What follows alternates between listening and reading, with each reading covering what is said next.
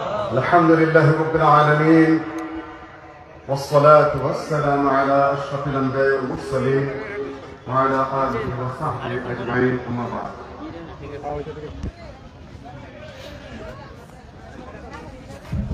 বাংলাদেশের রাজধানী ঢাকা উপকণ্ঠে পূর্বাঞ্চলের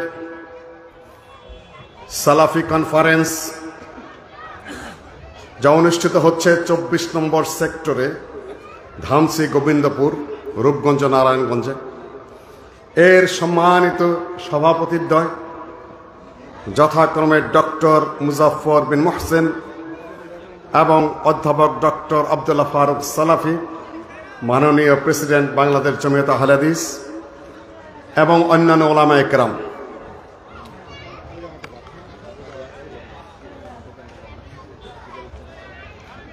দুদিনব্যাপী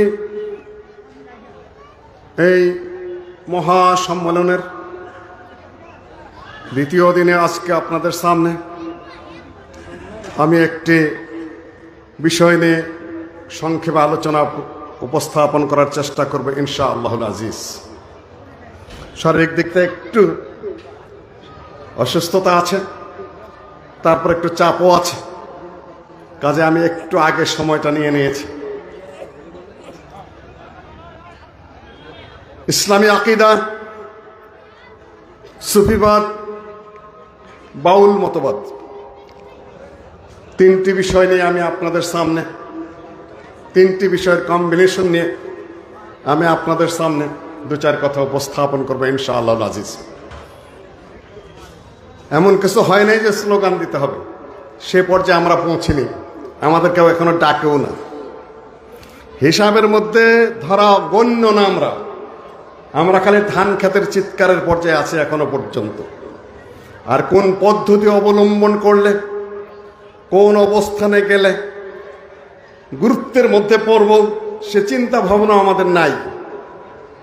আমি কয়েক বছর যাবত চেঁচামেচি করছি, এক কণ্ঠে চিৎকার করে চলেছি, গণনায় আসো, হিসাবে আসো, কথা গুছিয়ে বলো, থিঙ্ক ট্যাঙ্কগুলো একত্রিত হও, যাদের মাথায় বুদ্ধি আছে তারা কাছাকাছি আসো।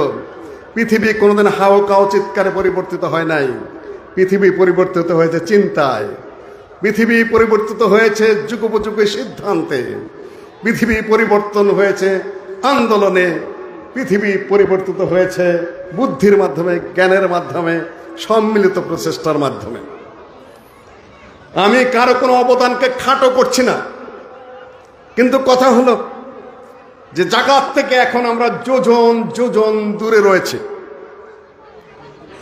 আমরা 3 কোটি 4 কোটি দাবি করছি, কিন্তু হিসাবের খাতায় কোথায়? কাজের গরু শুধু কিতাবে আছে, গোয়ালে তো হচ্ছে না। আর তবে সমালোচনার উস্তাদ আর কি, তাই না? আমরা মনে করি যে আমাদের মতো সবাই বোধহয় মাঠের বক্তা। আমি যে ভাষায় কথা বলবো, ডক্টর ইউনূস সাহেব ওই ভাষায় কথা বলবেন, উপদেষ্টা মাহফুজ ওই একই ভাষায় কথা বলবেন, তাই না? কে কোন তালে আছেন? মহাবীর খালেদ মাঠে অস্ত্র যুদ্ধ চালাতে জানেন। আবু যর গিফারী রাদিয়াল্লাহু তাআলা আনহু, উম্মত একমত যে মহাবীর খালেদের চেয়ে আবু যর গিফারীর মর্যাদা অনেক অনেক বেশি। কিন্তু যখন আবু যর গিফারী গিয়ে বললেন, ইয়া রাসূলুল্লাহ আমিরনি আলা বাদি মাওলাকাল্লাহ, হে আল্লাহ রাসূল, অনেক রাজা অনেক এলাকাতে বিজিত হয়েছে, জয় হয়েছে, আমাকে কোন একটা এলাকার একটু গভর্নর করে দেন। আল্লাহ নবী কাঁধের মধ্যে, বুকের মধ্যে থাপ্পড় দিয়ে বললেন, ইয়া আবু যর ইন্নী আরাকা দাঈফা, আমি তোমাকে দেখতে পাচ্ছি তুমি দুর্বল, খবরদার কয়েকটা জিনিস যাবে না। একটা হলো লা তাওয়াল্লায়ান্না মালাল ইয়াতীম, হাদিস বিভিন্ন ভাবে এসেছে, সহিহ মুসলিম থেকে অন্যান্য কিতাবে। ইতিমের দায়িত্ব কখনো নেবে না। ইতিমের দায়িত্ব নেওয়া গুনার কাজ না সওয়াবের কাজ? আবু যরকে নিষেধ করলেন কেন? একটু সহজ সরল মানুষ, ইতিমের মাল রক্ষা করার মতো যোগ্যতা তার নাই, দায়িত্ব নিয়ে আরো নষ্ট করবে। আল্লাহ নেই, এই দায়িত্বটা তুমি নিও না। কোন রাষ্ট্রীয় দায়িত্ব তুমি চাবে না, কেন রাষ্ট্রীয় দায়িত্ব পালন করার মতো যোগ্যতা তোমার ভিতরে নাই। অনেক বুদ্ধি লাগে, অনেক জ্ঞান লাগে, অনেক টেকনিক লাগে। বহু মানুষকে কিয়ামতের নাদামা, যদি তুমি ঠিক মতো দায়িত্ব পালন করতে না পারো কিয়ামতের দিন অপদস্থ হবে। আবু যর তুমি এটা নিও না। কিন্তু খালেদ রাদিয়াল্লাহু তাআলা আনহু সেনাপতিত্ব করতে গিয়ে বহুবার ভুল করেছেন। আল্লাহ স্বয়ং বলেছেন, ইন্নী আবরা ইলাইকা মিম্মা সানা খালেদ। আল্লাহ খালেদ যা করেছে এর জন্য তুমি আমাকে কিয়ামতের দিন ধরো না।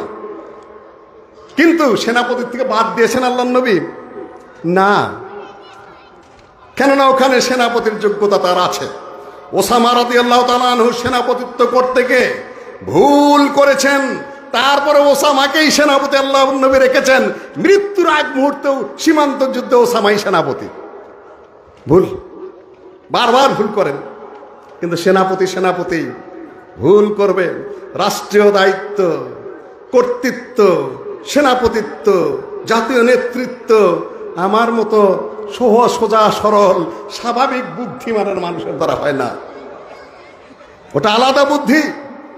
আবু হুরায়রা রাদিয়াল্লাহু তাআলা আনহু হাদিসের হাফেজ, কিন্তু খলিফাতুল মুসলিমিনকে বলেন, জবাব দেন। আবু বকর রাদিয়াল্লাহু তাআলা আনহু কেউ কোনোদিন ঘুণাক্ষরে কল্পনাও করেছে নাকি এই হাদিসের হাফেজ আবু হুরায়রা রাদিয়াল্লাহু তাআলা আনহুকে খলিফাতুল মুসলিমিন করতে হবে? কেউ মুখে উত্থাপন করেছে কখনো? কখনো না।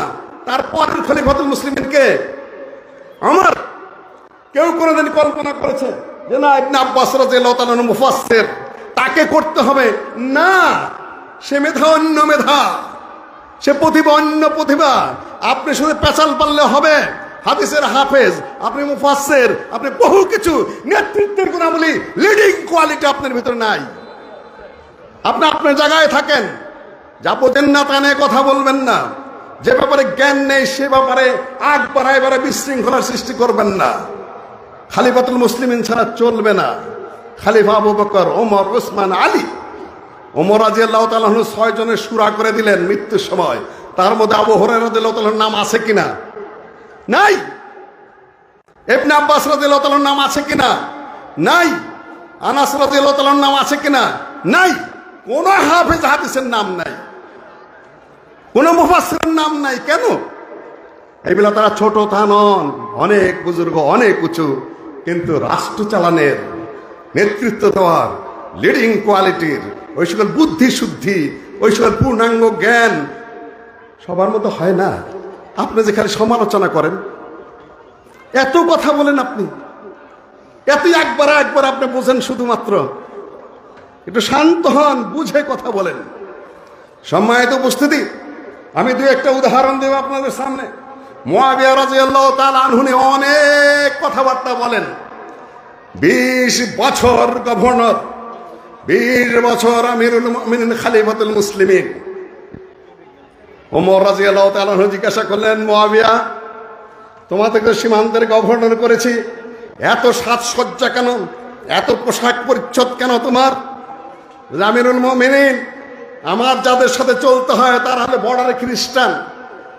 তাদের সাজসজ্জা, তাদের অস্ত্র শস্ত্র, তাদের ঘোড়া, তাদের সম্মান, তাদের সামনে যদি আমাকে দাঁড়িয়ে থাকতে হয় গভর্নর হিসাবে, আমাকে পারমিশন দিতে হবে।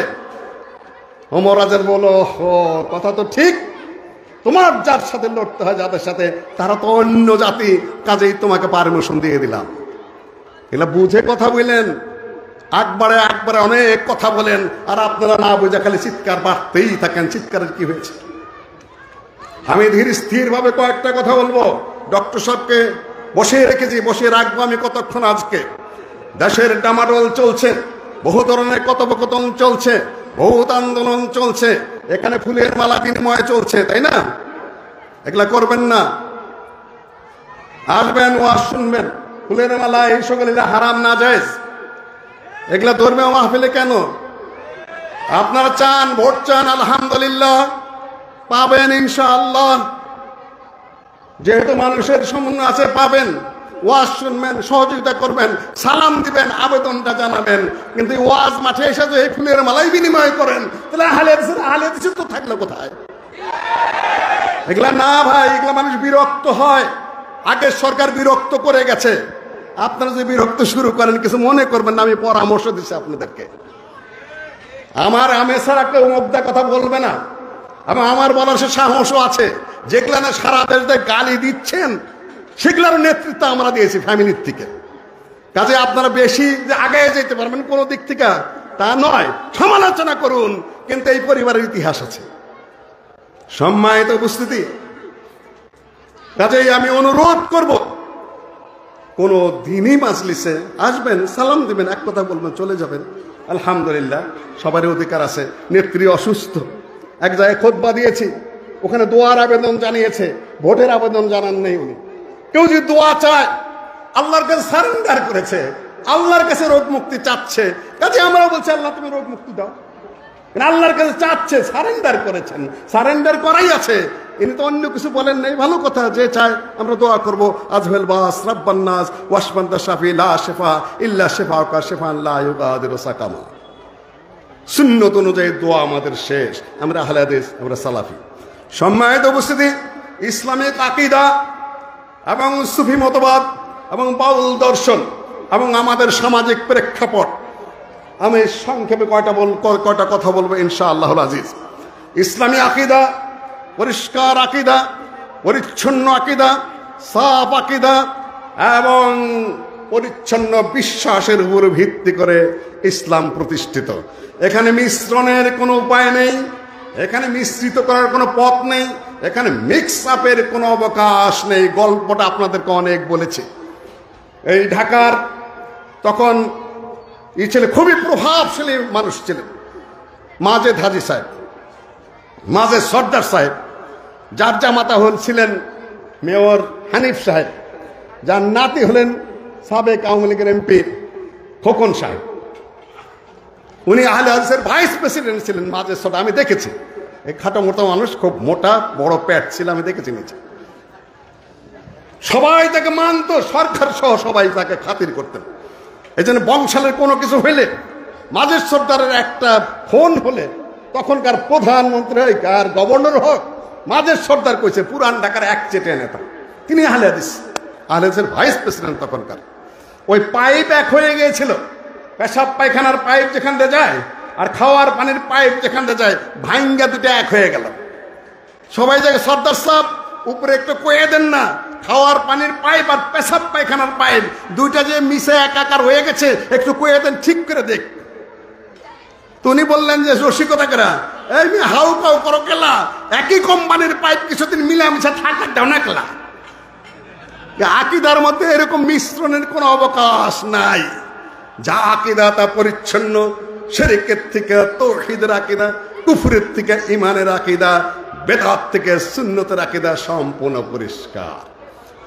ভেজাল কোথার থেকে ঢুকলো, লম্বা ইতিহাস বলার আমার অবকাশ নেই।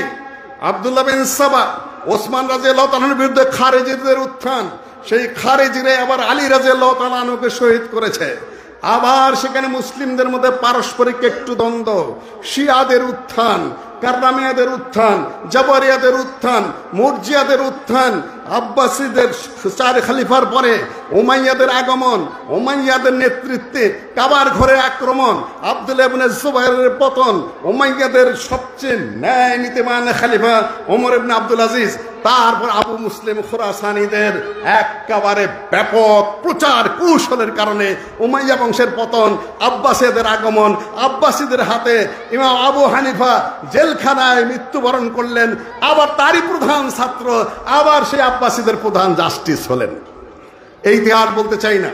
প্রচার কৌশল এমন একটা বিষয়, প্রচার কৌশলের কারণে হককে বাতিল করে প্রচার করা যায়, বাতিলকে হক বলে প্রচার করা যায় না, যায় না। এখন যে প্রচার কৌশল ইসলামের নামে, অল ইসলামের নামে, এর কোন আগাগোড়া আছে? এর কোন আগাগোড়া আছে? বাউল ভুল করেছে, বুঝলাম বা অন্যায় করেছে, কিন্তু যদি কোন ইসলামিক নেতা কিছু মনে করবেন না, যদি বলে যে আল্লাহ সিদ্ধান্ত নিয়েছেন এবার অমুক মার্কা জিতবে, এটা শিরকে আকবর না আসগর? এটা বড় শিরক না ছোট শিরক? বুঝে কথা বলেন, আকীদার জ্ঞান নেই। এই জন্য আমরা বলি, অনেকেই বলে আপনাদের কোনো প্রশিক্ষণ নেই, আপনার কোনো লিড দেন, আপনার কোনো ট্রেনিং দেওয়া না, রাজনৈতিক মাঠে নেই। কেউ তো ইনে বিনে বলে আমরা কোরআনকে পার্লামেন্টে বসাইতে চাই। আপনাদের কি প্রমাণ আছে? আপনাদের কি ত্যাগ আছে? পার্লামেন্টে কয়েকবার গেলেন, কোরআন বান্ধে ঠিয়াইতেন সেখানে। ফাউল টক করবেন না। ভোট চান, ভালো কথা, ভালো মানুষ হলে আমরা ভোট দেব আপনাকে। দিন শিখাতে আসেন না, ধর্ম শিখাতে আসেন না, সালাফিদেরকে মাসালা শিখাইতে আসেন না, সালাফিদেরকে দিন শিখাইতে আসেন না। আপনি আহাম্মক, আপনার গড ভাব না হলে আহলে হাদিসকে আপনি কিসের দিন শিখাবেন? আর আহলে হাদিসের বাচ্চারা গাধা না হলে, আহাম্মক না হলে, তাদের এত বড় বড় আলেম থাকতে অন্যের কাছে তারা কি দিন শিখবে, কি শরীয়ত শিখবে? জাহেল নাকি? নির্বোধের মতো কাজ করবেন না। এই সকল চটক ধরার কথা কিছু যায় আসে না। আমাদের কাছে সব পার্টি সমান, জাহেলের দিকে সবাই সমান। একেবারে আজকে পরিষ্কার দৃষ্টিভঙ্গি দিয়ে দিতে যাচ্ছি। আপনাদের বিশাল নেতা যদি বলে বসে রোজা পূজা, যদি বলে বসে আল্লাহ সিদ্ধান্ত নিয়েছেন, আলেমদেরকে জিজ্ঞাসা করে এখানে আল্লাহ সিদ্ধান্ত নেন কিনা বলেন তো দেখি, কে বলতে পারেন? আল্লাহ সিদ্ধান্ত নেন? আল্লাহ কি করেন? আল্লাহ ইচ্ছা করেন, আল্লাহ সিদ্ধান্ত নেন না। আল্লাহর এলেমে সব আছে, লৌহে মাহফুজে লিপিবদ্ধ আছে।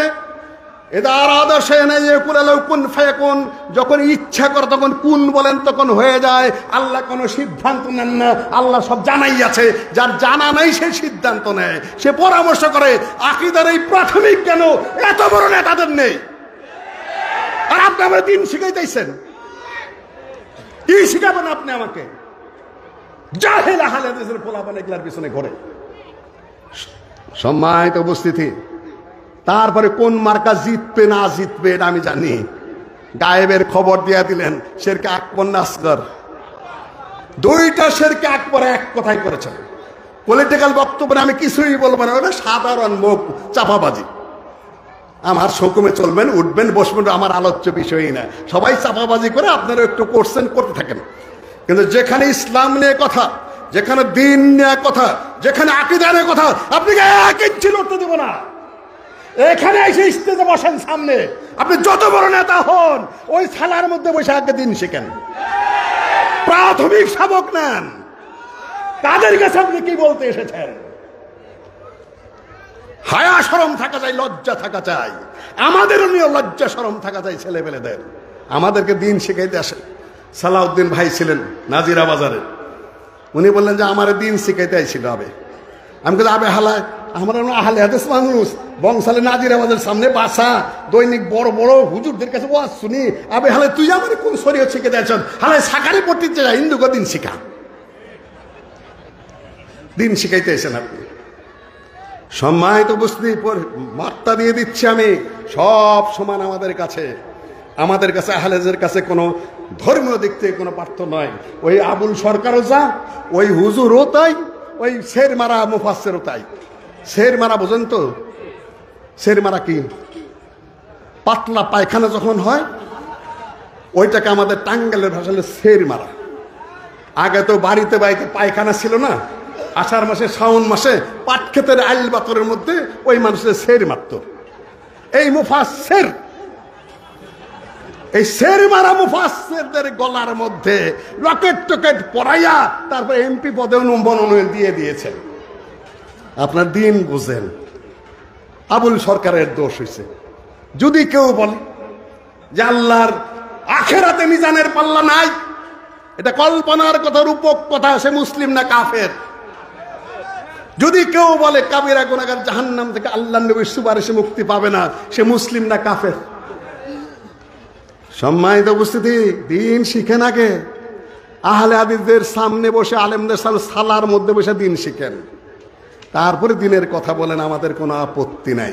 ইসলামী আকীদার বিষয় এগুলা, এগুলা প্রাথমিক নলেজ নেই, প্রাথমিক জ্ঞান নেই। ধর্মের মহা পণ্ডিত, মহা শের মারা হুজুর, খালি শের মারতেছে যেখানে সেখানে। আর স্টেজে তার নাম কি মুফাসসির মুফতি লাচাইতেছে কারা? নাচাইতেছে কারা? এদেরকে উদ্দেশ্য বড় খারাপ, আলেমদেরকে অপমান করা, আলেমদেরকে অপদস্থ করা, ইসলামিক জ্ঞানকে হেয় করা, ফালতু কিছু গলাবাজকে মুফাসসির মুফতি খেতাব দিয়ে দেয়া, স্টেজে গরম করা, এগুলা প্রচার কৌশল। প্রচার কৌশলে হয়তো বা জিতাও যেতে পারেন। প্রচার কৌশলে জিতলেন, হক না বাতিল?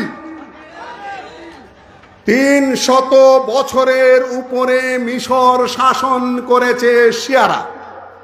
ফাতেমি বংশের মিথ্যা দাবি করে কোটি কোটি টাকা খরচা করে তাদেরকে ফাতেমা রাদিয়াল্লাহু তাআলা আনহার বংশ প্রমাণ করে তারপরে রাষ্ট্র চলেছে 300 বছরের বেশি। হক না বাতিল? বাতিল। ক্ষমতায় গেলেই হক হলো নাকি? কিছুই না। শিয়াদের মতো হবে, খারেজিদের মতো হবে, যা হবার হবে। হক হকে, বাতিল বাতিলি। এই নিয়ে চিন্তা করার কিছুই নেই আপনার। ইসলামী আকীদা নিয়ে আমি কথা বলছি, মেজাজ খারাপ করবেন, রাগ করবেন। কখন সামনে এসে বলে মুসলিউদ্দিন ভাই ঠিকই তো বলছেন, খুব ভালো লাগলো। ঠিকই বলছেন, খুব ভালো লাগলো তো মানেন না কেন? এমন পিছলারে বাইরে ভাই, এমন একটা 80 বছরের পুরান ঘি, 20 বছরের পচা মোবিল, আর যত তেল কাস্টা আছে এমন পিছলা শুনবার। মুসলিউদ্দিন ভাই খুবই ভালো লাগলো, খুবই সুন্দর কথা বলছেন, তো মানেন না? ভাবটা ধরছে কি জানেন? আমি কিন্তু ইশারায় মেলা কথা বলে যাচ্ছি আপনাদের সামনে। সব সমান আমাদের কাছে। আবুল সরকার, বাউল সরকার, আর বড় নেতা, আর এই মুফাসসির, এই শের আর গু আর আবুল আর এই বাউল। বাউল অর্থ কি? আরবিতে বাউল মানে কি? ওস্তাদ, আল বাউল মানে পেশাব। আমি আবিষ্কার করিনি, অন্য হুজুর আবিষ্কার করেছে। ওরা হলো শের আর এরা হলো পেশাব। শের আর পেশাবের মধ্যে পার্থক্য কি রে ভাই? আপনি এলেমই জানেন না? কোনো পার্থক্য নাই, খালি কথার স্টাইলের পার্থক্য, চিন্তা চেতনার পার্থক্য। এই নামে ইসলামিক আকীদা না আপনাদের সামনে সামান্য কথা বলি। বিপর্যয় কোথার থেকে ওইভাবে শুরু হলো? পৃথিবী অন ইসলামের হাতে গেছে আমি বলবো না, আধা মুসলিমদের হাতে, রাষ্ট্রীয় শাসন নাই, ইত্যাদি ইত্যাদি হাতে গেছে। ব্যাপক আলোচনায় আমি যাচ্ছি না। তুর্কিরা শাসন করেছে কয়েক শত বছর, ভারতে মুসলিমরা শাসন করেছে কয়েক শত বছর। ইসলামিক শাসন না অন ইসলামিক শাসন? অন ইসলামিক শাসন পুরা বলবো না। আহলুস সুন্নাহ জামাতের কথা বলার স্টাইল আছে। ইসলামও ছিল, অন ইসলামও ছিল, দুইটানে মিশ্রিতও ছিল, সব ছিল। তবে আকীদার ক্ষেত্রে অনেক বড় ভেজালও ছিল। সব মিলেই তারা চালিয়েছে। তারপরে যেটা হলো, ইংরেজরা এই দেশ দখল করে নিল। তার আগের কিছু বলে আসি। এরপরে যারা শাসন করলে এই দেশগুলা, বাদশাহ আকবরের মুঘল আমলের শাসন সেটা গেছে। এই বঙ্গের যারা শাসন করেছে, হোসেন শাহী বংশের শাসন গেছে। তারপরে শ্রী চৈতন্যের আগমন হয়েছে, মাঝখানে আবার শ্রীকৃষ্ণের আগমন হয়েছে, তারপরে আবার এসেছে বাউলরা। আমি এই মতবাদ নিয়ে সামান্য আলোচনা করে আপনাদের সামনে কথা শেষ করবো ইনশাআল্লাহ। ইসলামের আকীদা ক্লিয়ার, আল্লাহ এক এবং একক। আল্লাহর কয়টা গুণ আছে কে বলতে পারবেন? কয়টা নাম আছে? কয়টা? ইন্না লিল্লাহি তিসআতা ওয়া তিসঈনা ইসমান। আল্লাহর 100টা নাম আছে। মিআতান ইল্লা ওয়াহিদা, একে কম 99 না একে কম 100। কয়টা হইলো? 99টা বলার পরে আল্লাহ নবী বলছেন একে কম 100, তাহলে কত হইলো? ওই 99 হলো। মানে আহসাহা দাখালাল জান্নাহ, যে সেগুলোকে জপবে সে জান্নাতে যাবে। এর মধ্যে সীমাবদ্ধ না বেশি আছে? সীমাবদ্ধ নয়। হাদিস আমি উল্লেখ করবো না এখন, লম্বা হাদিস। অগণিত অসংখ্য নাম এবং গুণাবলী আল্লাহর রয়েছে, কিন্তু আল্লাহ কিতাবের মধ্যে এবং হাদিসের মধ্যে আমাদেরকে 99টার কথা জানিয়ে দিয়েছেন। এর বাইরে কোনো নামে আমরা আল্লাহকে জপতে পারবো কিনা? না।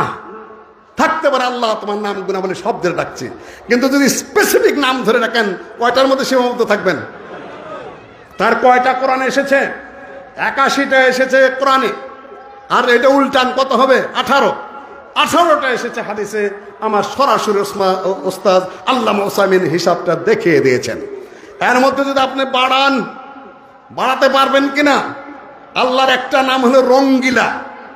মানেন কিনা আপনি? 99 নামের মাঝে এক নাম তোমার রঙ্গিলা, রং সারিয়া ভঙ্গি ধরা আদম সৃজন করিলা। আল্লাহর কোন নাম রঙ্গিলা আছে কিনা? হে আল্লাহ, তোমার লীলা বোঝা ভার। আল্লাহ লীলা করেন কিনা? করেন। কেন বলতে পারবো না? ওয়ান তাকুলু আলাল্লাহি মা লা তা'লামুন, আল্লাহ প্রসঙ্গে যা জানো না তা বলবে না। চুপ একদম। এটাকে বলে তাওয়াক্কুফ করতে হবে। একটা হলো তৌফিকি, একটা হলো কি? একটা তৌফিকি, একটা হলো কি ডক্টর সাহেব? তাওকিফি, একটা হলো তৌফিকি। তৌকিফ মানে ওয়াকফ করতে হবে। এখানে 1 ইঞ্চি আপনি আগাতে পারবেন না আপনার নাম নিয়ে। আপনার বিষয়ে আপনি বলতে পারেন, আল্লাহ প্রসঙ্গে কিছু বলতে পারবেন না। এখন সুফি সাহেবেরা কি করেছে, আর আবুল সরকার কি করেছে, বাউলরা কি করেছে? বাউলগুলোর কতগুলো ধারা আছে। আমি কিন্তু বাউল গান কয়েকশো জানি। আমি শুরু করেছিলাম ভুয়াপুর থেকে, ডক্টর মুজাফর গাড়ির মধ্যে, ইমাম উদ্দিন সাথে। আমি নাটোরে গিয়ে তারপর 2.5 ঘন্টা পরে বাউল গান শেষ করেছি। তাহলে কয়শো হবে?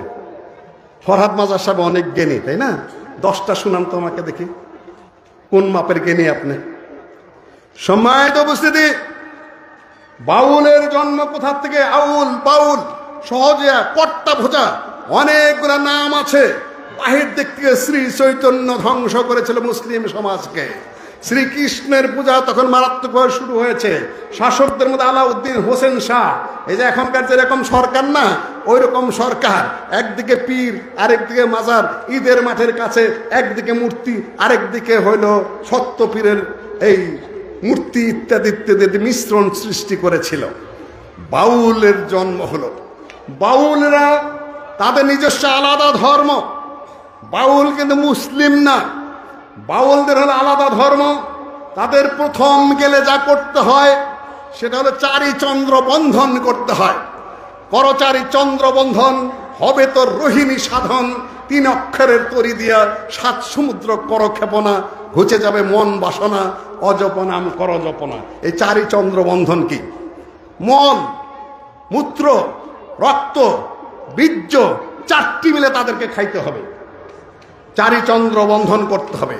লাল সাধন করতে হয়। বর্ধমান সাহেব লিখেছেন, মহিলাদের যে হায়েজের রক্ত, ওইটা দিয়ে চাল ভেজে খাইতে হবে। প্রেম সাধন করতে হবে। পুরুষের যে বীর্য স্খলিত হয়, সেই বীর্য দিয়ে চাল ভাজা খাইতে হবে। তারপরে তারা ওই সাধনার মধ্যে ঢুকতে পারবে, লালনের সাধনার মধ্যে। লালন গীতি কয় মরমিয়া সঙ্গীত, এটা নাকি মানব ধর্ম। আমাদের ফরহাদ মাজার সাহেবের সাথে কথা হলে এটা মানব ধর্ম। মানব ধর্ম যদি লালনের হয়, আল্লাহর নবীর ধর্ম কি? আল্লাহর দিন কি? বুড়া বয়সে বৃদ্ধস্য ভীমরথী ধরনং। সংস্কৃত একটা কথা আছে, বুড়া বয়সে আপনি কোরআনের খোঁজ পাইলেন না, বুড়া বয়সে আপনি হাদিসের খোঁজ পেলেন না, বুড়া বয়সে আপনি তওবা করতে পারলেন না, বুড়া বয়সে আপনি ইসলামিক আকীদা শিখতে পারলেন না। আপনি গেলেন সেই লালনের ওই দরবারে যা মানব ধর্ম শেখার জন্য। কি জ্ঞানীর জ্ঞানী, কি মহাজ্ঞানীর জ্ঞানী, কি চিন্তাবিদের চিন্তাবিদ। সম্মানিত উপস্থিতি, ইসলামী আকীদা প্রসঙ্গে আপনার সামনে সংক্ষেপে কিছু বলছি। কোরআন প্রসঙ্গে আমাদের ধারণা কি? কে বলতে পারে? বিশ্বাস কি? কোরআন আল্লাহর কালাম। ওয়া কাল্লামা আল্লাহু মূসা তাকলিমা ওয়া মা কানা লিবাশারিন আন ইউকাল্লিমাহু আল্লাহু ইল্লা ওয়াহয়ান আও মিন ওয়ারাই হিজাব। কোরআন কি? এটা কার? আল্লাহর কালাম। কোরআনকে রচনা করেছেন শিরক। কোরআন আল্লাহর রচনা নয়। কোরআন আল্লাহ যেরকম অমর, আল্লাহ যেরকম অক্ষয়, আল্লাহ যেমন ছিলেন আছেন, কোরআনে আল্লাহর কালাম হলো আল্লাহর সিফত, আল্লাহর গুণ। আল্লাহ যেমন অপরিবর্তনীয়, চিরন্তন, অমর ছিলেন আছেন, আল্লাহর কালাম দেখুন ছিল, আছে, থাকবে, অমর, অক্ষয়। এটা আল্লাহর রচনা নয়, এটা আল্লাহর সৃষ্টি নয়। ভুল করবেন না, কেদা আল্লাহ রচনা করেন না, এটা আল্লাহর কালাম। তবে এই যে কাগজগুলা কোথাকার? মিল ফ্যাক্টরির। অক্ষরগুলার সাফা কি? প্রেসের সাফা। আর আমি যে তেলাওয়াত করছি এটা আমার আওয়াজ। আর কালামটা কার? কালাম আল্লাহর। ভুল করবেন না এখানে। আস-সাউতু সাউতুল বারি আল কালাম কালামুল বারি ওয়াস সাউতু সাউতুল কারি, কালামটা আল্লাহর, আওয়াজটা হলো কার? আমার। এখন আল্লাহর নাম নিয়ে যদি কোনো ভুল কথা আল্লাহর নামে চালিয়ে দেই, এটা কুফরি না ইসলাম?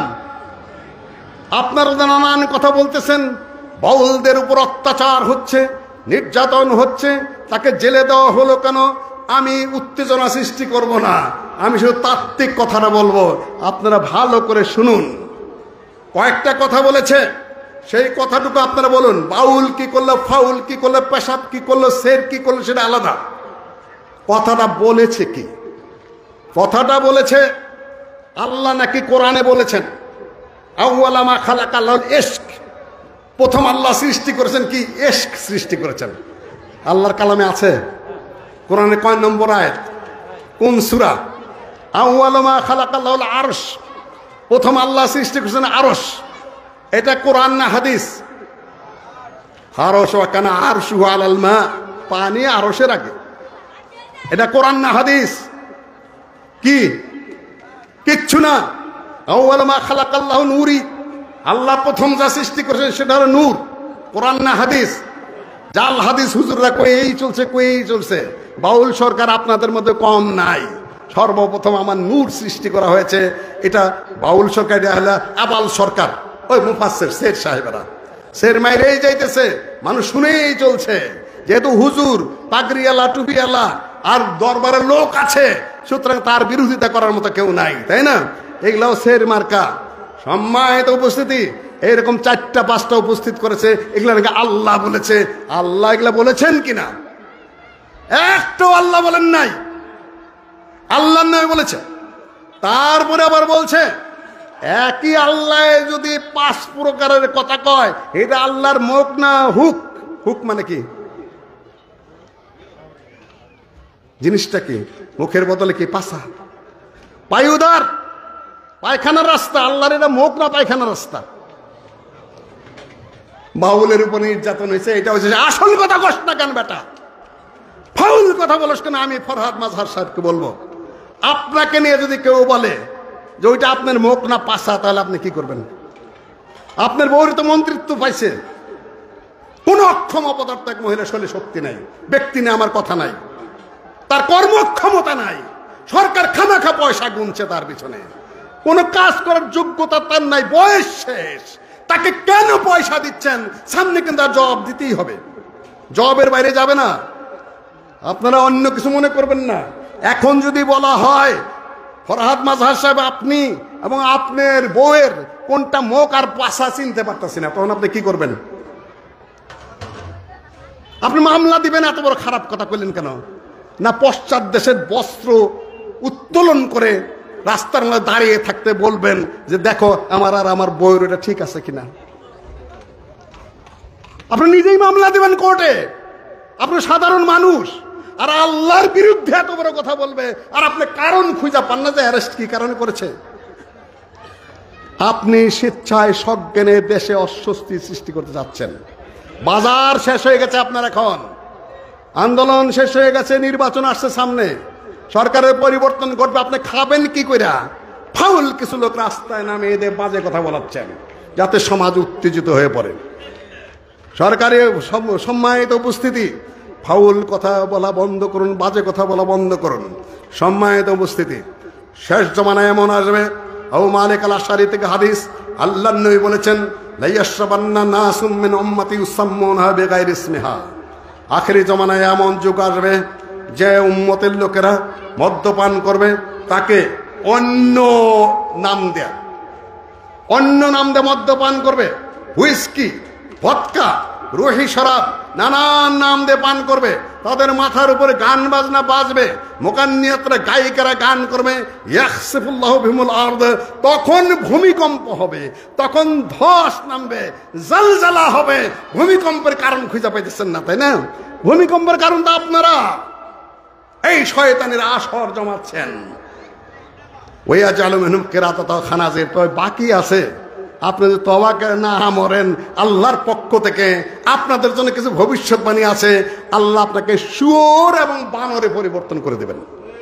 ইহুদিদের মধ্যে শেষ হয়ে যায় নাই, ভূমিকম্প তো চলছে, শুয়োর হওয়া আর বানর হওয়া বাকি আছে, বাকি আছে এগুলা। সহিহুল বুখারী, এটা সুনানে ইবনে মাজার হাদিস, হাদিস সহিহ, এবং সহিহুল বুখারীর সে তাআলিকান সনদ বিহীন এসেছে। সম্মানিত উপস্থিতি, বাউল এবং তাদের জ্ঞান, ওখানে গেছেন জ্ঞান অর্জন করতে, কোরআন হাদিসে জ্ঞান খুঁজে পান নাই। ভাইয়া বুড়া মানুষ, আপনি কিছু মনে করবেন না, আপনাকে একটু জ্ঞান দেওয়ার চেষ্টা করছি। আপনি যদি বেশি শিক্ষিত হয়ে থাকেন তাহলে বাউল কি জিনিস আপনি এসে একটু শিখা যায়। আপনাকে আপাতত এই শাস্ত্রে, আপনাদের মেলা ঘোরেন ওখানে, এই শাস্ত্রে শিক্ষা দেওয়ার মতো যোগ্যতা আমার আছে। 10 মিনিট টিকতে পারবেন না আশা করছি। আর যে সকল ছেলেপেলেরা তাদেরকে না কথা বলছ, বেউকুবি করো না, বোকামি করো না। এদেশের 99.9 মানুষ এদেরকে ঘৃণা করে। এদের ওযু নাই, এদের গোসল নাই, এদের নামাজ নাই, পাক নাই, সাফ নাই, পবিত্রতা নাই, হালাল হারামের জ্ঞান নাই। এরা এইগুলোকে মানুষ যায়, কিছু সংখ্যক মানুষ এদের গান শুনতে, তবে মসজিদে আবার ওদেরকে পিটানো হয়। আমার বাপ দাদারাই পিটাই, দাদারা দেখে নেই, বাবাকেই দেখেছি পিটাইতে। এই গেছিলি কই? গান শুনতে গেছিলাম, ফজর রক্তে পিটনি, আমি পিটাতে দেখেছি এদেরকে। তোমরা কি মনে করো তোমাদের ছোকরারা কয়েকদিন এই যুগ জুড়ে থাকতো, আমার বাপ দাদার যুগ থাকলে মসজিদে দইরাই নেই না, তোমাদের পিঠে সাইজ করা হতো। তোমরা কিসের আন্দোলন বুঝাইতে চাও? আন্দোলন করেছে বলেই আবুল সরকার শয়তানি করে বদমাইশি করে তার সাপোর্ট দিতে হবে? No never. আন্দোলন আমরাও ছিলাম। আসো আমি দেখাই তেমনি তুমি কি আন্দোলন করছো, আর তোমার বাউল সরকারকে আন্দোলন করেছেন। সম্মানিত উপস্থিতি, এরা তখন বলবে যে আমার জাহিরি কোরআনে নাই, বাতিনি কোরআনে আছে। জাহিরি কোরআনে কয় পারা? জাহিরি কোরআন কয় পারা? আর বাতিনি কোরআন কয় ওই 60 পারার মধ্যে আছে। ওই পাড়ার মধ্যে আমার এই কালামগুলো আছে, ইন্না আউয়ালা মা খালাকাল ইশক নূর, ইগুলা সব ওই পাড়ার মধ্যে আছে। বাতিনি ইলমের মধ্যে আমাদের কাছে আছে। 2 থেকে 3 মিনিটের মতো বক্তব্য শেষ করে দিচ্ছি। মোল্লা আবু তাহের বর্ধমানের সাথে ওই বাউল ফকির বাহাস করতে আসছে। মোল্লানা বর্ধমানী সাহেব বলছেন, আমি তো সহিহুল বুখারী পড়েছি, মুসলিম পড়েছি, নাসাই, তিরমিজি পড়েছি, কোরআনের তাফসীর পড়েছি, তুমি কি পড়ে বাহাস করতে আসছো? কয় যে আপনার তো 30 পারা, আমার 60 পারা আরো বেশি আছে। আমি তো একেবারে বিরাট, আমার কাছে গায়েবী ইলম আছে, ইলমে লাদুন্নি আছে।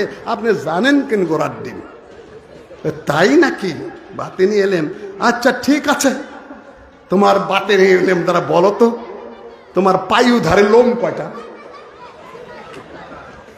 পায়খানার লোম কয়টা বলো? ফরহাদ মাঝহার ভাই, আপনাকেও একটা প্রশ্ন করতেছি এখানে, আপনারও। আপনি বলছেন আল্লাহর পশ্চাৎ দেশের কথা বলে সে অন্যায় করে নাই।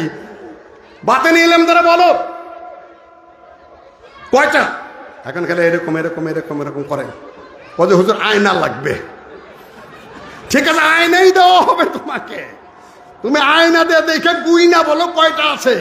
যুবকেরা তোমরা শোন নিয়ে আর লাঠি নিয়ে রেডি হও, ও গোনার পরে যা বলবে তারপর তোমরা শোন দিয়ে একটা একটা তুলবা, তোলার পরে গুনবা, যদি কম হয় তাও গুতা, আর যদি বেশি হয় তাও শেষা।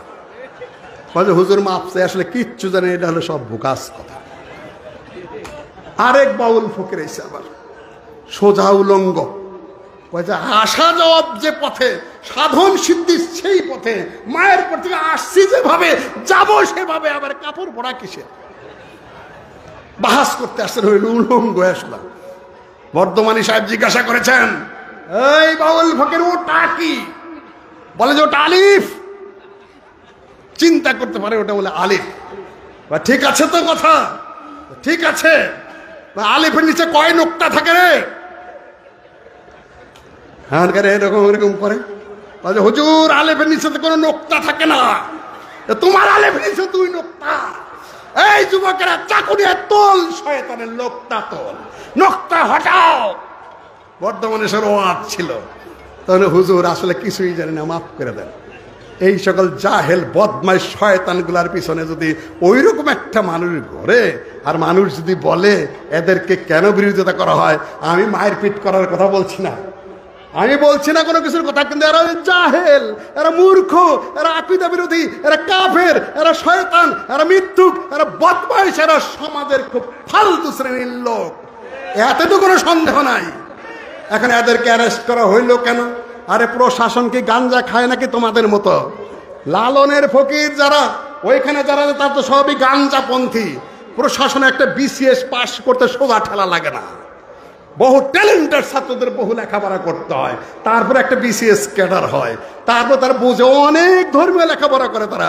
আমার আপনার ওরা কম পড়ে না, কোরআন পড়ে, তাফসির পড়ে, হাদিস পড়ে, বোঝার চেষ্টা করে। এই জন্য অধিকাংশ বড় বড় অফিসাররা এখন সালাফ এবং আহলে মানহাজের দিকে চলে আসছে।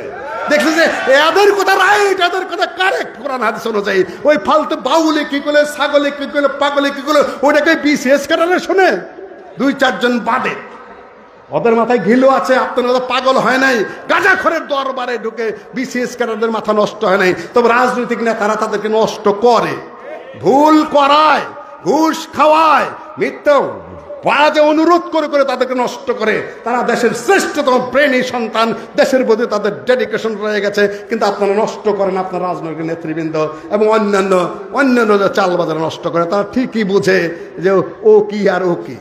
অ্যারেস্ট করেছেন, ঠিক করেছেন, রাইট করেছেন। যেহেতু ইসলামী রাষ্ট্র ব্যবস্থা নাই, যদি উন্মুক্ত হয়ে তওবা না করে শরীয়তের মাসআলা, তাকে মৃত্যুদণ্ড দিবে সরকার, সোজা কথা, যা কোনো কথা নাই।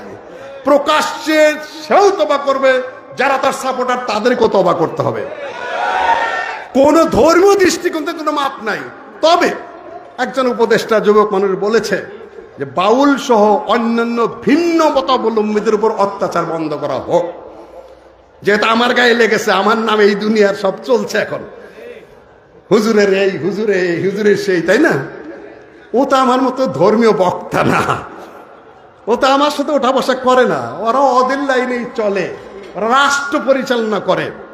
রাষ্ট্র পরিচালকের ভাষা আর আমার ভাষা তো এক হবে না, আমরা সংস্কারক। ওরা রাষ্ট্র পরিচালনা করে, কাজে ওদের ভাষা গুছিয়ে বলতে হয়। কতগুলো শব্দ আছে এখানে। বাউল সহ অন্য ভিন্ন মতাবলম্বী, তাদেরকে উনি মুসলিম বলেছেন না ভিন্ন মতাবলম্বী? ভাষা বুঝতে হবে, যারা রাষ্ট্র চালায় তাদের ভাষার পেঁচ আছে। বাউল সহ ভিন্ন মতাবলম্বী, মুসলিম বলেছে কিনা? সে মুসলিম বলেনি। বাউল সহ ভিন্ন মতাবলম্বী বলেছে, অন্য মতাবলম্বী। মুসলিমও বলেনি, কাফেরও বলে ভিন্ন মতাবলম্বী। আর নির্যাতন বন্ধ করা হোক, সে বলেনি যারা নিরপরাধ, সে বলেনি যারা রাইট, সে বলেনি ধর্মীয় দৃষ্টি দ্বারা কারেক্ট। রাষ্ট্রীয় ক্ষমতায় বসলে তাদের প্রথম দৃষ্টি থাকে রাষ্ট্রীয় স্থিতিশীলতা রক্ষা। সেই ভাষায় তারা কথা বলে এবং সেটা তাদের অ্যারেস্ট হয়েছে, সরকার দায়িত্ব পালন করেছে। এখন সরকারের বিরুদ্ধে আপনি কত অভিযোগ করবেন? তাদের দায়িত্ব তারা পালন করেছে। কিন্তু পক্ষ নিয়ে যারা ছেড়ে দিতে বলছে, নিরপরাধ ঘোষণা করতে চাচ্ছে, তারা ভুল করছেন। কিন্তু রাষ্ট্র চালাইতে গেলে ওই যে একটু পেঁচানো কথা তো বলতেই হবে, না রাষ্ট্র চালাইতে পারবে না। সারা পৃথিবীতে বহু সমস্যা আছে, কাজে তাকে মুসলমানও বলে নেই, পক্ষ সমর্থন করে নেই। ইউনিট সরকারের কেউ তেমন পক্ষ সমর্থন করে নেই, এনসিপির কেউ ছেলে পেলে বোঝে না ওরা। আমি মেলা খেয়াল করে দেখেছি, ঘরেও আলোচনা করে দেখেছি, ব্রেন আছে, আন্দোলন করেছে, কিন্তু রাজনীতি যে খুব একটা বোঝে তা না। ইতিহাস বয়সের তো একটা ব্যাপার আছে। মনে করেছে যে 25-30 জন, 1000-2000 বাউল যখন এখানে গান গুন করে, এদের মধ্যে বিরাট প্রভাব। কিচ্ছু না, সমাজের ঘৃণিত পরিত্যক্ত ফালতু লোক হিসেবে গণ্য। তোমরা বুঝোই নেই কিছু। আর ফরহাদ মাজার তোমাদেরকে বিভ্রান্ত করছে এখনো পর্যন্ত। কি পরিমাণ ক্ষতি নিজেদের করেছে তোমরা জানো? দ্রুত গতিতে আবার উল্টা মন নিতে হবে, না হলে ভুল করে ফেলেছ। বিএনপি এখানে সতর্ক অবস্থানে আছে। আওয়ামী লীগ তেমন কিছুই বলে নেই, বামদের সাথে মিলে ভুল পদ্ধতি তোমরা অবলম্বন করেছ। কাজেই আমি বলবো এগুলা বিভ্রান্তিকর মতবাদ। তারপরে আপনারা বলবেন, আর 1 মিনিট নিয়ে নিচ্ছি, যাদের বিরুদ্ধে গেলে ভোট কম পাবো।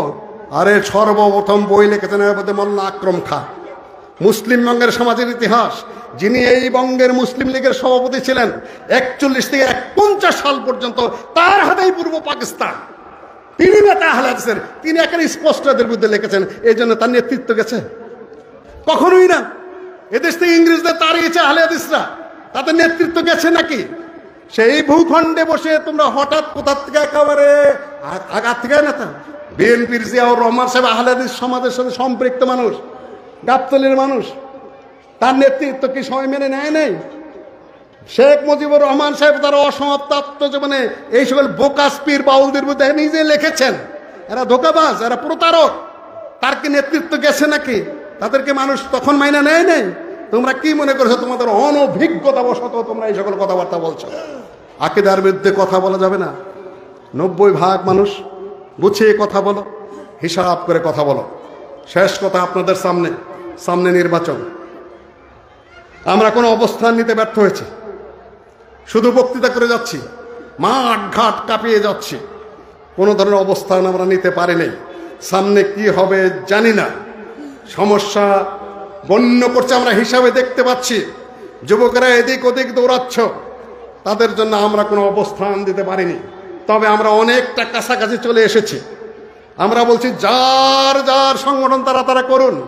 আমি বহুত কষ্ট করে, বহুত পথে পথে দৌড়ে, বহুত বকা খেয়ে, বহুত গালি খেয়ে, বহুত কুফুরির ফতোয়া, বহুত মোরতাদের ফতোয়া, বহুত জালেমের ফতোয়া, জাহেলের ফতোয়া, এই বাংলাদেশে আমার মতো সালাফির থেকে খারিজ কত যে ফতোয়া ভাইরা দিতেছেন তার শেষ নেই।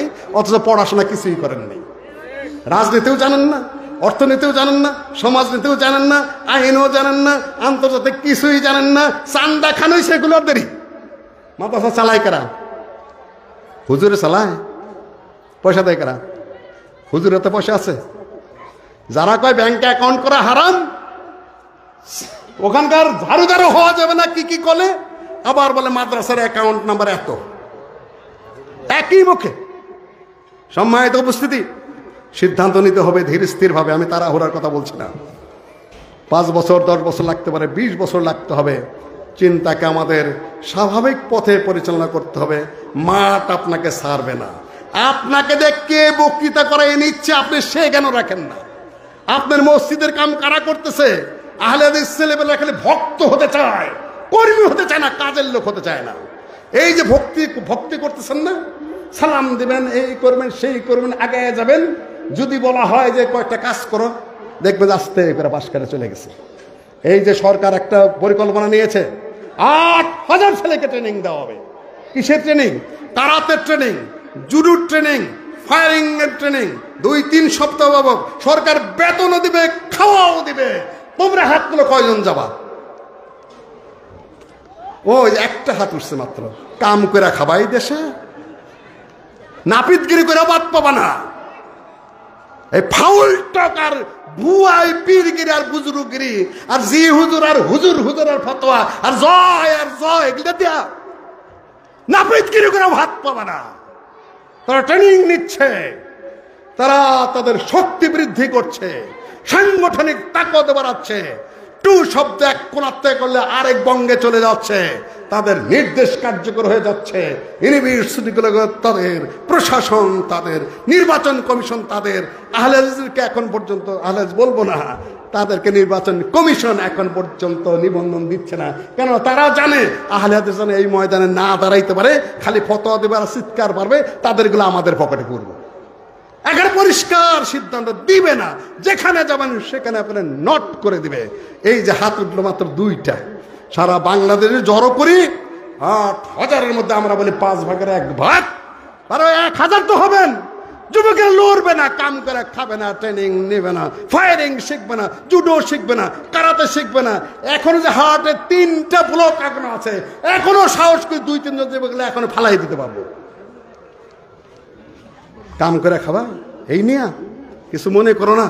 যুবকেরা যুবক হও, আমার ভক্ত হওয়ার দরকার নাই, শক্তিশালী কর্মী হও। এখন নাম রেজিস্ট্রেশন করো। আমি 2,000 যুবককে দেখতে চাই। একটু আশা হবে যে তোমরা লড়ে চলে খেতে পারবে এই দেশের জন্য।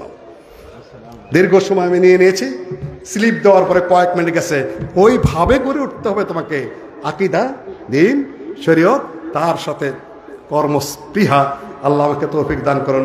আসসালামু আলাইকুম রহমতুল্লাহি ওয়া বারাকাতুহু। আসসালামু আলাইকুম। क्या हाल है?